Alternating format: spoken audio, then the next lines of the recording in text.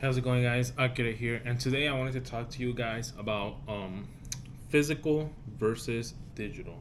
So now I've been seeing this topic pop up recently a lot on like places like Twitter and YouTube comment sections and stuff. And this topic, this is one of those topics that like how do I say this? Uh, People talk about it, people have their discussions, then boom, they forget it happens, and then like a year later goes by, and then boom, this topic pops up again. So I wanted to give my 2 cents on what I think of physical versus digital, whether it comes with music, games, movies, TV shows, stuff like that. Um, Mainly gaming, because this is what this channel is mostly about, and what I'm more interested in. But I guess I can give my opinions real quick on other stuff. But yeah. If you guys can, please give this a like. If we get this to 100 likes, I would I would make a YouTube video about any topic you guys choose to. Whatever topic is the most liked topic in the comments, I would choose to make a video on that topic. So yeah, 100 likes please, and subscribe, as I love to see where I can go with this YouTube channel. But yeah, when it comes to music, I I've never been too much of a music person. Like, I like music, but I'm not like a crazy, like super fan of music. Like, I like, music here and there, but I'm not like, like a Radiohead. I guess that's what you would call them. I don't know. So for me, I know, it's way easier, to like on your phone, or back then before we had smartphones, on like your MP3 players or your iPods, or I guess if you're that old, on your Sony Walkman or your Sony portable CD player. It's more convenient to like have it on your phone with Spotify and stuff like that. And Apple Music, if you use that, or Pandora, if you remember that. It's obviously more convenient to have it all digital than carrying a bunch of like CD players and stuff like that, and have them in, like, jewel cases and stuff. Um, so I personally would like, if I was like passionate about that topic, I'd obviously be like, CDs all the way and stuff, even though it's convenient for Spotify, to have it on Spotify and stuff like that. But since I'm not that much of a music person, I guess I don't care about it, so I would go with digital. Screw it, I'm not. But no disrespect to people who enjoy music or that medium of entertainment. Movies, I'm like in the middle. I like them, and I'm more into them and more passionate about them than music, but not as much as games. So with music, with movies, excuse me, I I also tend to like do digital, or see them in movie theaters or whatever. Um, Unless it's like a music, a movie. Sorry, I keep saying music. Unless it's like a movie that I'm really like, that is one of my top 5 favorites or my top 10 favorite movies, then I'll get it physical. For example, I know I have Jurassic World physical, physical on DVD. I know I have a few other ones that I remember growing up as a kid. I still have them physical. Obviously, it's more convenient having them digital. Netflix, Hulu, Disney Plus, or buy them digitally through like Amazon Prime or YouTube, or anything like that. HBO or Paramount, whatever, wherever you more movies are distributed. Um, so that's like in the 50 split. If I really like that movie, I would get it the physical Blu-ray or the physical DVD. And if not, if it's a movie I enjoy but it's not like my top 10 favorites, and you know, TV shows, specifically like anime, that one I'm actually leaning towards getting it. For example, like, I want to get a full set recently. I want to get a full set of Dragon Ball, Dragon Ball Z, Dragon Ball Z Kai, and Dragon Ball Super. I want to get a full set of Blu-rays for those. I guess when it comes to OG Dragon Ball B DVDs, because the OG Dragon Ball hasn't been released on Blu-ray. Um, but you get what I mean, right? Because as I've noticed, and Dragon Ball is like a very specific show. It's not everywhere. It's not like Naruto or One Piece, where like Naruto is like on Crunchyroll and Netflix and Hulu and and this and that, and same thing with One Piece. Dragon Ball is like very weird. Dragon Ball, even though Dragon Ball is like the most popular anime of all time, It's not as common. It's always such a hassle. Okay, if I want to watch the OG Dragon Ball, I gotta sub to Hulu. Then for Z, I gotta sub to Crunchyroll because it's only on Crunchyroll. Then for Kai, I gotta go back to Hulu. And then for like GT or Super, I gotta go to like this other one. So it's like I gotta like subscribe to like 5 6 different like subscription Hulu, Netflix, and then for this other one, Crunchyroll, for this other one, like this other one. And it's like, no, it's too much. And then for the movies as well, like if I want to watch Dragon Ball Super Broly or the Superhero or Battle of Gods or Resurrection of F, it's just a hassle. So for that, since I'm really passionate, it's my favorite anime of all time. I want to get the full set, physical, because they can also pull them. Songs get delisted off of Spotify all the time. Movies and TV shows get delisted off of Netflix all the time, and Hulu, and etc. etc. And then that same logic comes to games. Although with games, I am like full on physical now.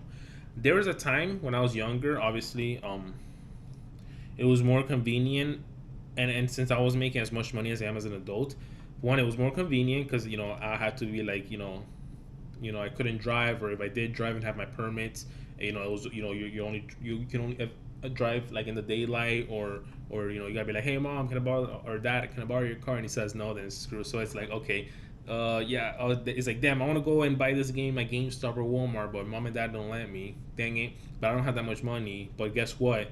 I just saw that there's a notification on like PSN digitally that the game is like half off or 75% off. So that's where I would get digital. For example, the biggest example was GTA 5. I wanted to get it physical on PS4 and go get it, but something had happened. I think it was the exact same scenario, and I wasn't able to go. So then I was like, dang it. So then I looked on PSN, and literally the game was like 19.99. So I was like, yeah, let me get GTA 5 for $20. Plus, as a teenager, you're not making money, or if you have like a job, you're not making as much money as an adult. So that's what. But obviously, as an adult, more is like, damn, I really regret getting those games digital. So it's like I'm leaning more physical to the point where I'm 100% physical. Um, so yeah, so I want to show you some examples of why I think you should also do physical, and we should support physical, so that companies don't take that away from us, because it's a choice. It's like, why take away the, okay, if you enjoy digital, by means, go right ahead. But it's like, wouldn't you also rather have the choice of like a physical? For example, let's say if you're all digital, and then there's this game comes out and it's like, oh wow, the game is like, but then somebody's selling like a physical disc of the game for like I don't know, like half off or something, and then you have the be like, oh wow, okay, I guess for half off, if it, like, let's say Little Big Planet 3, for an example, instead of getting it digital, let me get a physical because it's half off, they're having a Black Friday sale or whatever, whatever the case may be. So that's why I think, and it's better to not just why have less choices? Why are you gonna chain yourself up? It's like putting handcuffs on yourself, and you yourself put yourself on those handcuffs to only digital. It's like, no, have the freedom to choose one or the other. But yeah, so, and then games get delisted all the time, servers go down all the time, and I wanted to make show some examples. There's another reason why I'm also getting into this topic. I'm not against, like, I know they're also with the Horizon Zero Dawn remaster, and there's all these remakes and remasters coming out, on PlayStation and Xbox and Switch and Steam. I know there's some people against it. I'm pro. I'm pro remasters, because it means there's new generation, I guess, to play those games, and then it also, when it comes to the used market on stuff like retro games like eBay and stuff, it makes it so much easier. Biggest example as I can have here, actually I don't have it here, but let's say Paper Mario Thousand Year Door. That game on GameCube, it was stuck on GameCube. That game was like at $150. The moment Paper Mario Thousand Year Door was announced to come out on Switch, the eBay prices went down. So that helps you and me, us, from the scalpers from eBay. And then when the game came out, the prices went even down, to the point that if you go to look Paper Mario Thousand Year Door, the GameCube version on eBay right now is between $50 to $60, maybe $70, depending on the condition. The GameCube games nowadays, their old disc and the manuals, depending on the condition. I guess if it's like a near mint condition, it's probably like $70, but if it's like a regular one, it'll be like $50ish.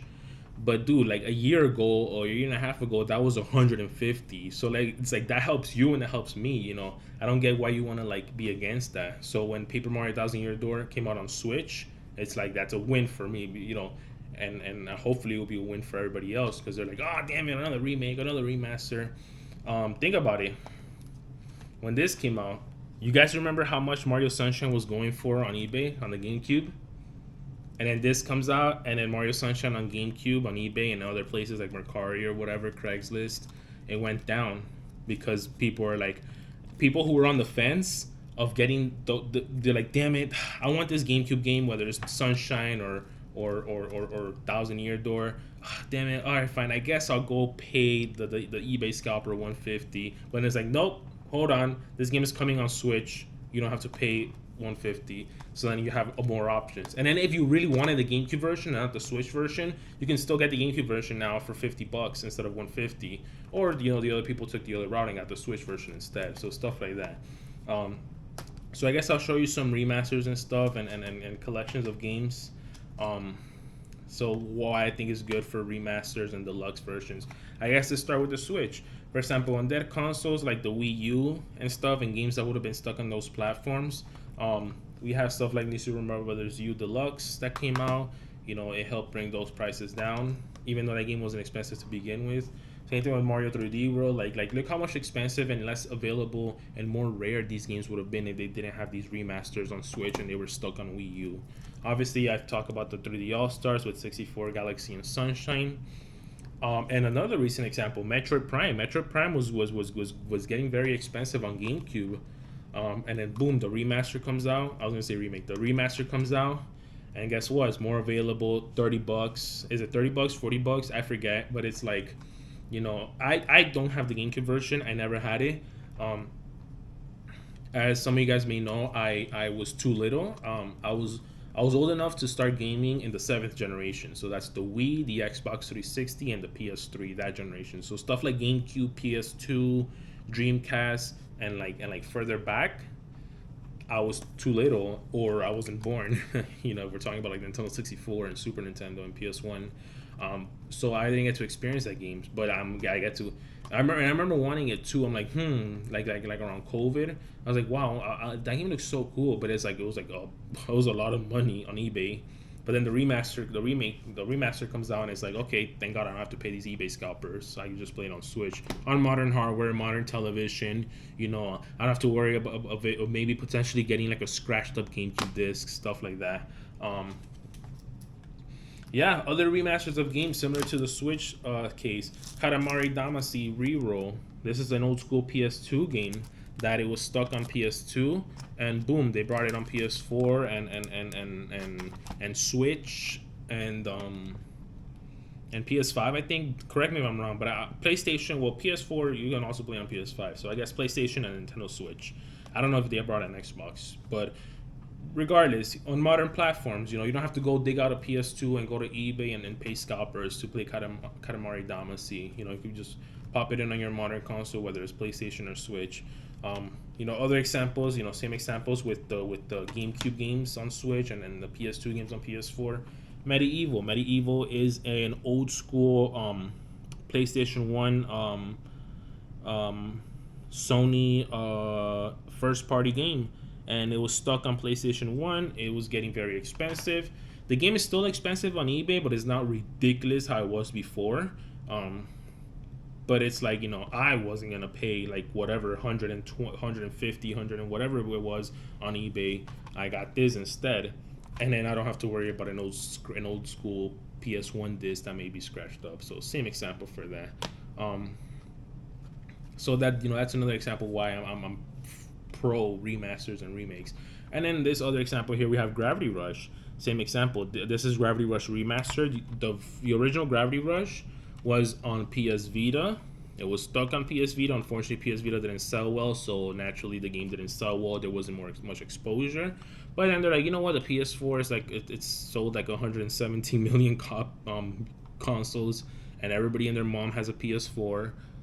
So let's just remaster Gravity Rush on PlayStation 4, and boom, it got a brand new life, and it's not stuck. And it brought the eBay prices down. Stuff like that. Another example, Mario Kart 8 Deluxe. Guess what? This is the best-selling Switch game of all time. If this game was stuck on Wii U, this game would have not been as a success as it is. Even though I hate this game, I don't like this game. I personally would have wished Mario Kart 8 got stuck on Wii U, and then the Switch version of Mario Kart would have been Mario Kart 9. That's just my personal preference. I don't like this game, but if we're talking, objectively and obviously, as a business, good choice on Nintendo to bring a game that was stuck on Wii U, a dead platform that nobody had, and boom, it's their best-selling game of all time. I think, I think it's about to surpass Wii Sports or something. Crazy example. And then more examples that fall in that category, I guess, to finish it off here, is I don't know if you guys remember this game, Tales of Vesperia on Xbox 360. This game, for the longest time, it was stuck on 360, and the eBay prices were creeping up. They were creeping up until they announced the Tales of Vesperia Definitive Edition, or remaster, basically, of this old 360 game, now on modern platforms. So now, instead of this game being stuck on 360 and being like $100 whatever dollars on eBay or whatever it was, it's like now we get to play it on modern consoles. This is also on PlayStation 4, as you can see here, on Switch and on Xbox One. So it's a reason why I'm actually very into remakes and remasters, and I support them, and I agree with them. I'm not hating on them or anything, because it does help out. And then I guess here's another example of Panzer Dragoon, an old school Sega Saturn game. It would say, Sega Saturns, their games are like all like, I think that it's very hard to find a Sega Saturn game that's like under like $60. But guess what? This remake, I wasn't gonna pay like whatever $80 or $90 that the original goes for on Sega Saturn on eBay. I bought this for $20 on Best Buy. Same game, just a remaster remake. And then one that's coming up, or that did come out as a recording of this video, is Lollipop Chainsaw. This was stuck on 360 and PS3, but now we're gonna have it and enjoy it on modern platforms. Even though a lot of people are saying the original, the remake or remastered is slightly nerfed because it's been slightly censored. I guess, for the casual audience who really don't care about it, it's just another easier method way. And even if you do want to go back to this one, the prices are gonna go down for you anyways. So I guess it's a win-win for both situations. Another thing too that I will say that sucks about digital is that like this example that we just saw of remakes and remasters and stuff like that. It's another thing about collections that I like as well. For example, in this stack over here, I have a lot of the games that are collections, right? And I think I considered it as the same category as the remakes and remasters, where they just bring them to modern platforms, because the original ones are long gone, and maybe they're too old, and they want to bring to the new generation, and the eBay prices have gone up and stuff like that. For example, Wipeout Omega Collection. This is the collection of the Wipeout games that were on like PS1 and PS Vita and PSP, I believe, like old school like Wipeout games. Boom, the collection fixes that right for you, and then I don't have to go scout the old games and stuff. Same thing with the Spiral the Trilogy on PS1. Now you have it on PlayStation 4 and then Switch. Same thing with the Crash Bandicoot games, the Crash Trilogy, Insane Trilogy. Do you guys remember this one, Dragon Ball Z Budokai? The PS2 games, or the Budokai games, Budokai 1 and 3, they were going up. I remember on this, and I think this collection, the fact that this collection exists, is the reason why the PS2 original games, the prices have been kept down. And I think I don't find those collections. I mean, I don't find the original PS2 games or the Budokai games going over $20 because I think that collection helps. Same thing with this one, the Uncharted Nathan Drake collection that has Uncharted 1, 2, and 3, right? This collection right here is the reason why the original 3 trilogy games on PS3, those games are $5 each. Like Uncharted 1, 2, and 3, if you go on eBay, the PS3 versions, each of them are $5. So it's a win-win. If you want to get the PS3 versions, cheap. If you want to get this one, cheap. So it's a win-win for you. So I don't get why people are against HD collections and HD remasters and remakes. Another one, Metal Gear Solid. Unfortunately, Metal Gear Solid 1, it's still kind of expensive on eBay, the PS1 one.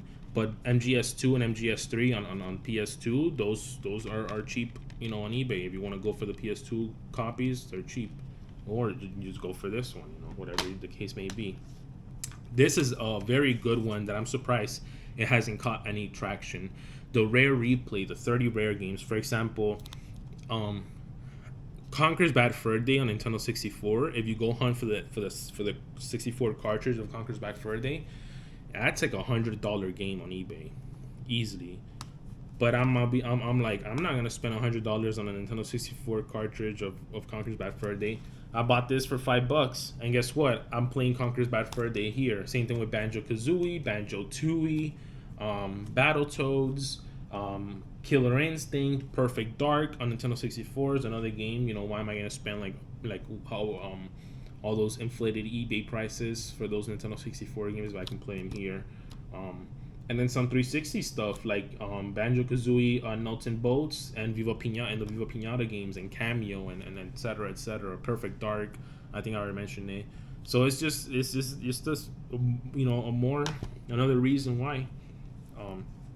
And then we have games like, for example, Sega Genesis games and Super Nintendo games.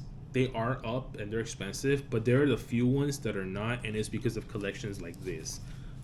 The popular ones like the Sonic games, Sonic 1, Sonic 2, I think some of the Streets of Rage and the Echo the Dolphin, those games have maintained very cheap, even though they're some of the most sought after Genesis games. It's like, why are some of the most sought after Genesis games, or the most popular ones, still very cheap? Because of collections like this. Like, you have the Sonic Mega Collection that came out on Xbox, GameCube, and PS2. It keeps the prices of Sonic 1, 2, and 3 very cheap. And Knuckles, stuff like that. We have more Sega Genesis Collection on PS2. The Sonic Genesis Collection on PS3 and 360. And then we have the Sega Genesis Classics on Xbox One, Switch, and PS4 and Steam. So it's just stuff like this too that just helps out and keeps the prices of some of those games down.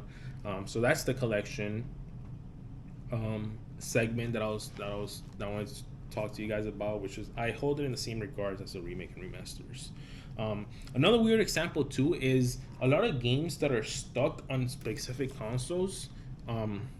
Most of them, they tend to go up in prices. So here's an example, right? I'm sure you guys are fans of GameCube, right? And a lot of GameCube games are still stuck on GameCube, nowhere to be seen. But here's a few examples.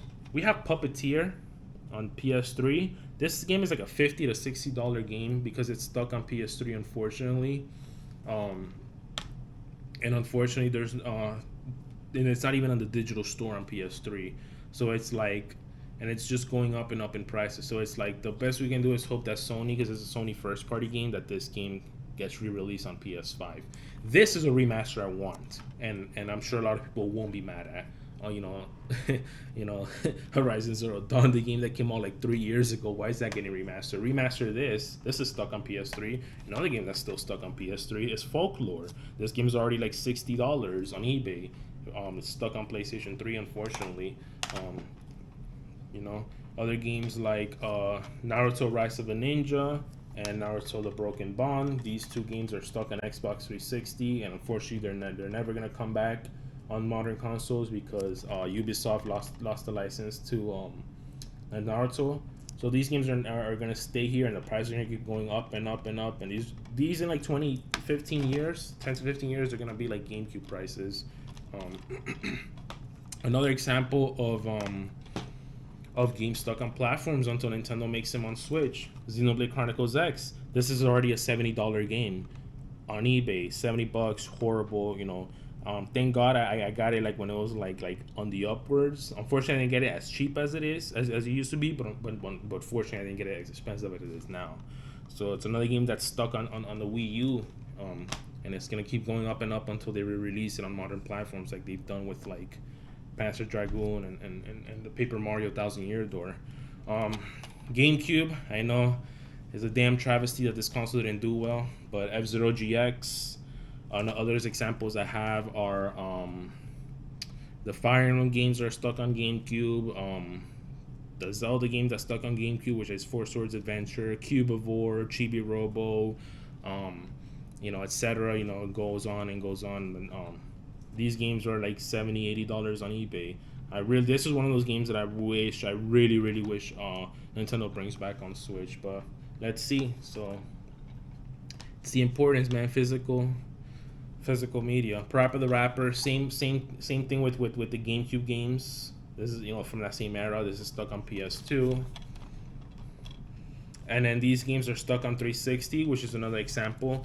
The 360 store shut down. There's no way getting digitally. So like the Naruto games that I showed, and these two are also going up in price.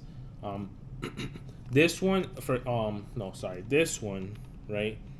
This one, it was also available digital. That's why even though this game was stuck on 360, it didn't go crazy up because it was still available digitally. But now that the digital store is gone, this is going insane. This one has always been insane because I think this one was delisted off the digital store early in the 360 lifespan. But this one, it stayed until the end, until the very end. So now this is gonna start seeing the prices. But yeah, these are games that are stuck on 360, and unfortunately, there's no way of them ever getting them back unless Microsoft works out a deal. Yeah, and then there are those games that are stuck on those platforms, but because the digital store is still up and they're on the digital store, you can get them digitally. They haven't gone up and they're super cheap. But I have a feeling once, for example, these are 3 PS3 games. But I have a feeling once that the PS3 online store goes down, these games will increase in price. And it's another reason why, thank God I have him on physical. Metal Gear Solid 4, this game is like a $5 to $10 game. Even though it's stuck on PS3, it baffles my mind. Why is it not more expensive? But I guess I'm not complaining. If anything's a win for us. But at the moment, if this game they don't bring it back on PS5, and the PS3 store shuts down, that game is going up immediately. Same thing with these two. These two games are like $5 a piece. Same thing with Metal Gear Solid 4. Little Big Planet 1, especially the Game of the Year edition, which has all not all, but a lot of the DLC in the disc, and then the Little Big Planet 2 special edition. One of them is Game of the Year, the other one's special edition. Those have the DLC in the disc, so it's like those are gonna go even more up than the regular Little Big Planet. Like that doesn't have the Game of the Year edition because it has DLC. Because remember, once stores go down, digital games and the DLC goes down with it. So stuff like that. And then these are great examples, and I am of games that are staying cheap, because they've been ported everywhere, and I like that. I know that a lot of people don't like it when it's like the same game being remastered for every console, but guess what? It's a win for us. Grand Theft Auto San Andreas is one of those games that you're never ever gonna have trouble like getting, because this thing is everywhere and it's like super cheap everywhere. PS2, Xbox 360, PS3, Steam, PS4, Xbox One, blah blah blah blah blah blah blah blah. It's on everywhere. Same thing with Resident Evil 4. Whether you got the OG on GameCube or PS2, or the HD versions on like PS3, PS4, or the Wii version with the Wii remote, or the remake on PS5 and stuff.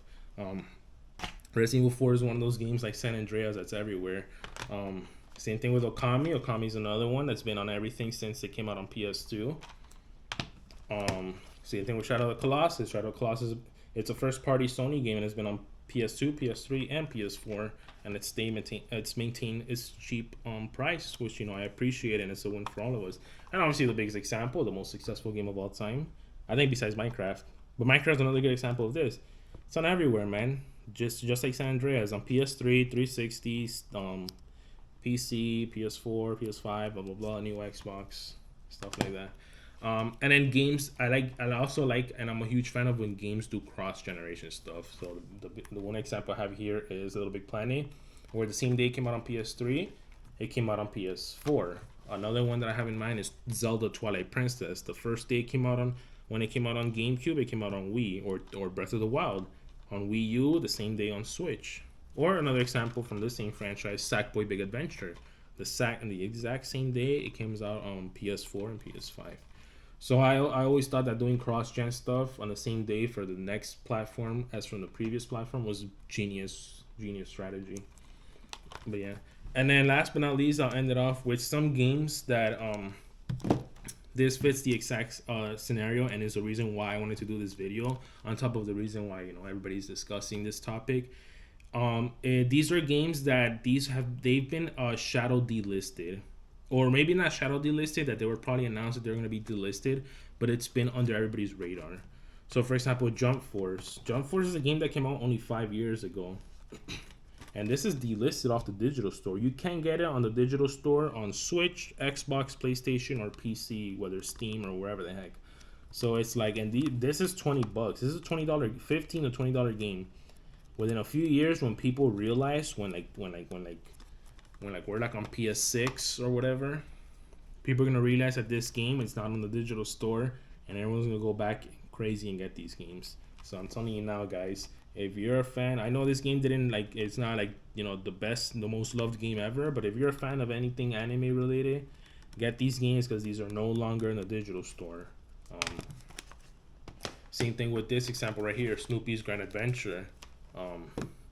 There's the Xbox 360 version, and then this is the Xbox One and the PlayStation 4 version. I also have it on Wii U and I have it on 3DS. But this is another game that it was delisted, off of the online digital store, and it's like and I know that Snoopy has been getting more popular as time goes on. Everybody's like in a Snoopy nostalgia, and people are gonna find out there have been Snoopy games and they're all delisted off the store, and this is gonna go up in price.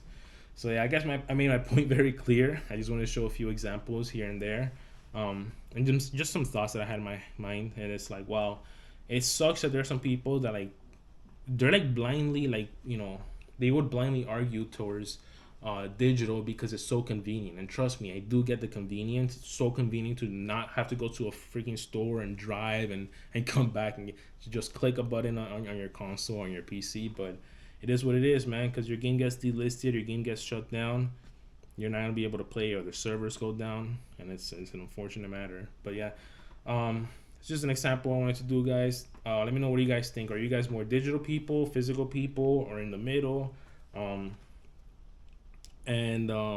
would say if any of these games that I've shown interested you, go right ahead and get them, because I just like I wouldn't want you to pay like $120 like 5 years down the line when this game becomes $120 because everybody now wants Snoopy Grand Adventure. Get it now when it's like $20. Or any of these examples like Folklore or Metal Gear Solid, or whatever the heck else I showed. Yeah, thank you guys for watching. I'll see you guys later. Peace.